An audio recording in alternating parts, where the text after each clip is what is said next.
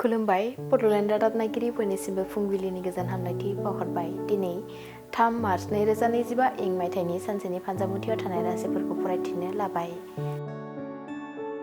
मेष राशि नाजानायनि मोजां फिथाइ मोनफुंनो हागोन, थांखियाव दावगानो हागोन, साना गोजोनै बारलांगोन।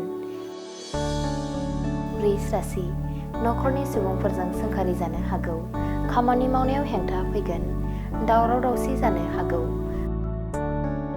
मिथुन राशि फालांगियाव मुलाम्फा जासिगोन, रां रुफा आरजिनानै लानो हागोन, नखराव गोजोन थासारि फैगोन। कर्कट राशि फरायसाफोरनि थाखाय मोजां रादाब फैनो हागौ, आनजादाव उथ्रिनो हागोन, गोसोखौ रंजानाय मोनगोन।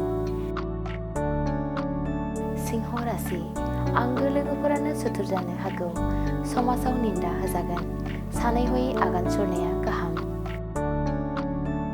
कन्या राशि बिमानि देहाया हरखाबै लोरबां जानो हागौ, जानाय लोंनायाव जेंना नुजाथिगोन, फाहामगिरिनि मदद लानांगोन। तुला राशि खामानियाव जाफुंसारनाय मोनगोन, थांखियाव सहैनो हागोन, रां रुफा आरजिनानै लानो हागोन।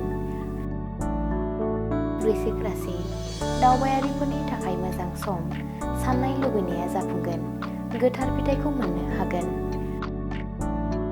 धनु राशि लामा आन्दायनानै थागोन, खामानि मावनो बानाय मोनगोन, समा एरैनो बारलांगोन।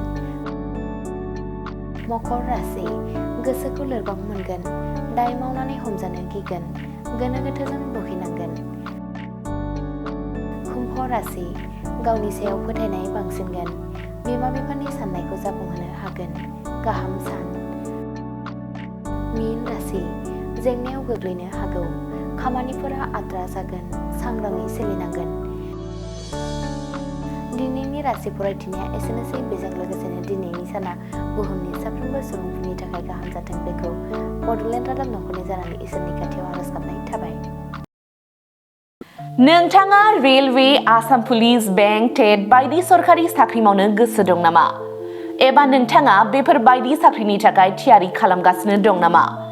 नोंथाङा railway, Assam police, banking, SSC, Assam direct recruitment, TET बायदिनि आनजादखौ खनले होदोंब्लाबो जाफुंसारनायखौ मोननो हायाखै नामा?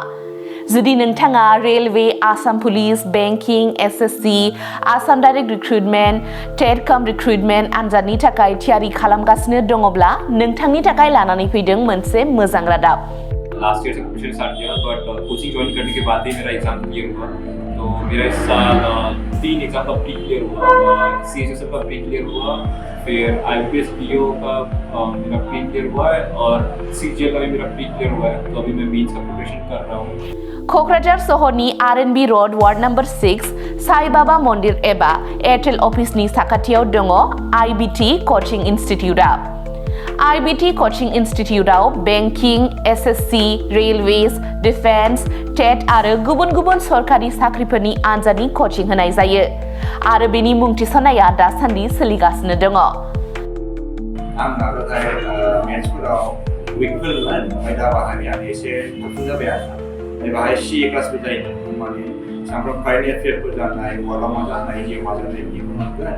ओमफ्राय रिजनिंफोर, इंग्लिश क्लास जाजोबो गासैबो। मेरा क्वांट में एक्चुअली खराब था, इसलिए मेरा ज़्यादातर एग्जाम में क्वालिफाई नहीं कर पा रहा था और कॉन्फिडेंट भी नहीं था। जब से मैंने ज्वाइन किया है तब से मैंने क्वांट पे एक्चुअली अभी मैं क्वांट पे अच्छा हूँ और कर भी पा रहा हूँ, तो अभी कॉन्फिडेंट भी हूँ और फैकल्टीज भी बहुत अच्छे हेल्प करते हैं बहुत। आईबीटी कचिं इनस्टिट्यूटआव मुं थिसननायनि गोबां मुलाम्फाफोरखौ नोंथाङा मोननो हागोन, जेरै ल' course fees, specially daily current affairs classes, lifetime membership card, weekly 5 to 6 days classes, comprehensive study materials, regular online and offline mock test, Make My Exam app, flexible class timings, doubt clearing session। बेफोर गासै सुबिदाफोरखौ नोंथाङा IBT coaching इनस्टिट्यूटआव मोननो हागोन। अब्ला थाबैनो मुं थिसनदो। आबुङै मिथिनो थाखाय 9387277188 एबा 9101325849 आव सोलोंनो लानो हागोन।